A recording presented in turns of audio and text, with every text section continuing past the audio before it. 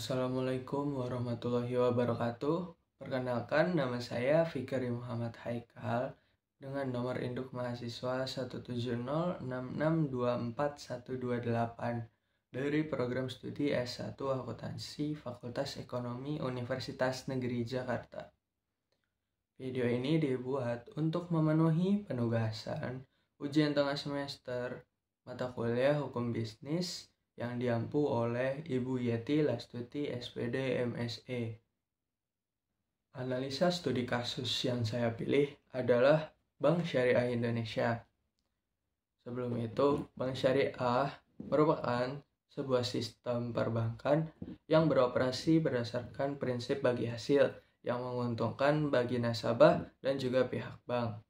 Di Indonesia, perkembangan Bank Syariah dimulai pada tahun 1991 dengan dibentuknya Bank Muamalah Indonesia yang beroperasi pada 1992 dengan berlandaskan Undang-Undang Nomor 7 Tahun 1992 dan juga Peraturan Pemerintah Nomor 72 Tahun 1992.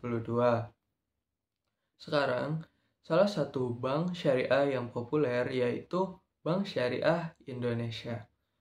Tahukah kamu, Bank Syariah Indonesia merupakan hasil dari merger atau penggabungan dari 3 bank besar di Indonesia, yaitu Bank Mandiri Syariah, Bank BNI Syariah, dan juga Bank BRI Syariah. Ketiga bank ini melakukan mergernya pada tanggal 1 Februari 2021 menjadi Bank Syariah Indonesia dan diresmikan oleh Presiden Joko Widodo di Istana Negara. Alasan pemilihan Bank Syariah Indonesia sebagai studi kasus yang saya analisa adalah pertama, berkaitan dengan konten materi yang telah dipelajari di mata kuliah Hukum Bisnis pada pertemuan yang lalu, yaitu kontrak atau perjanjian dalam kegiatan berbisnis. Selanjutnya, Bank Syariah Indonesia ini merupakan bank yang cukup menarik, di mana dalam hanya beberapa tahun sudah menjadi sukses dan berhasil menjadi bank syariah terbesar di Indonesia. Dengan berlandaskan sistem syariah, Bank Syariah Indonesia juga menawarkan fitur-fitur yang bermanfaat bagi para nasabah sehingga memastikan kegiatan perbankan di Bank Syariah Indonesia sesuai dengan syariat-syariat Islam. Kasus merger dari Bank Syariah Indonesia ini tentu menimbulkan beberapa permasalahan. Yang pertama, menimbulkan monopoli pasar. Merger yang dilakukan melibatkan ketiga bank besar di Indonesia ini dikhawatirkan dapat menimbulkan dominasi pasar atau monopoli di sektor perbankan syariah. Hal tersebut dapat menghambat persaingan sehat yang menurunkan potensi dari perusahaan lain di sektor yang sama. Selanjutnya yaitu perubahan internal perusahaan. Setelah merger, Bank Syariah Indonesia membutuhkan proses integrasi sistem, prosedur, dan teknologi yang sudah ada dari ketiga bank yang terlibat.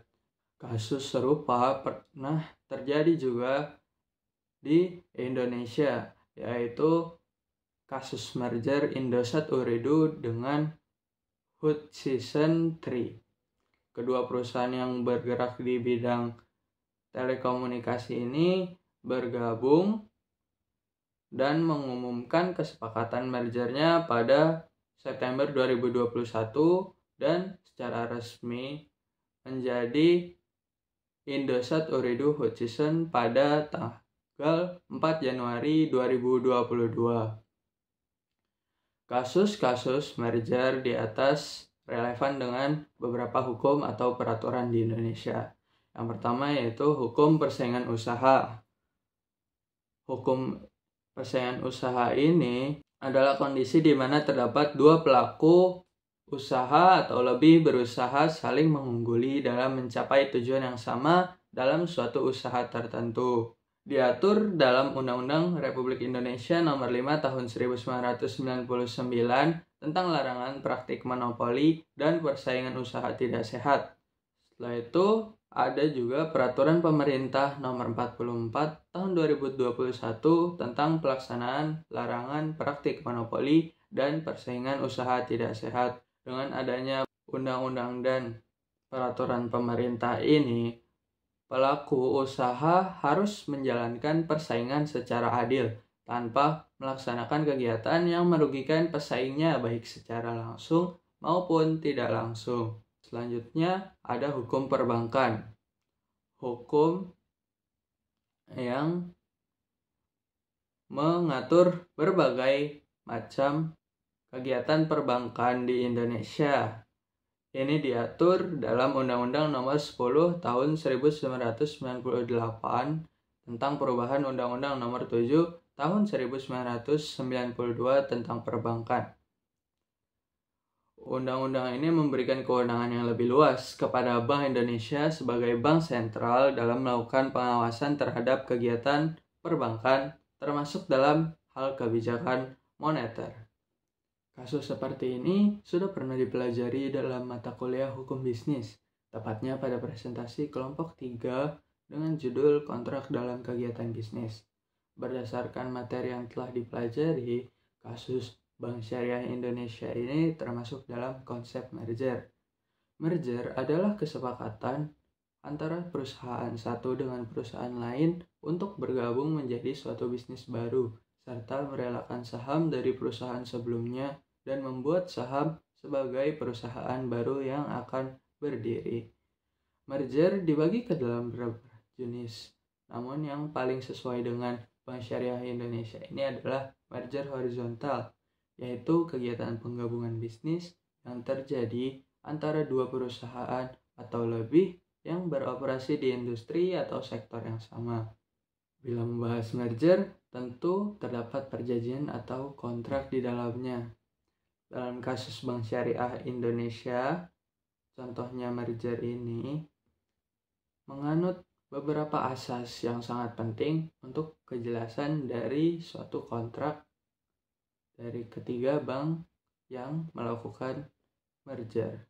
Yang pertama adalah asas itikat baik, yang kedua asas konsensualisme, yang ketiga atau yang terakhir ada asas pacta sunt servanda. Untuk mengatasi berbagai masalah yang dapat timbul melalui kegiatan merger Bank Syariah Indonesia, beberapa solusi dapat dilakukan. Pertama, dengan integrasi sistem dari perusahaan. Diperlukan perencanaan yang matang dan detail mengenai integrasi sistem dan data dari ketiga bank tersebut. Yang selanjutnya, penggunaan teknologi juga perlu dimaksimalkan guna mempercepat dan mempermudah proses integrasi. Sebagai contoh yaitu penggunaan artificial intelligence. Kedua, ketika suatu perusahaan menjalankan kegiatan merger yang besar, diperlukan adanya pengelolaan risiko. Ketiga, meningkatkan efisiensi bisnis dan pelayanan kepada nasabah. Terakhir adalah komunikasi yang baik dengan stakeholder. Dengan diterapkannya solusi yang telah disebutkan tadi, pasar perbankan ataupun bidang lain tetap berjalan secara adil dan juga sehat tanpa adanya kecurangan ataupun masalah antar perusahaan. Integrasi yang baik diikuti dengan sistem teknologi yang terstruktur dapat meningkatkan efektivitas kegiatan, khususnya dalam dunia perbankan dan keuangan Indonesia.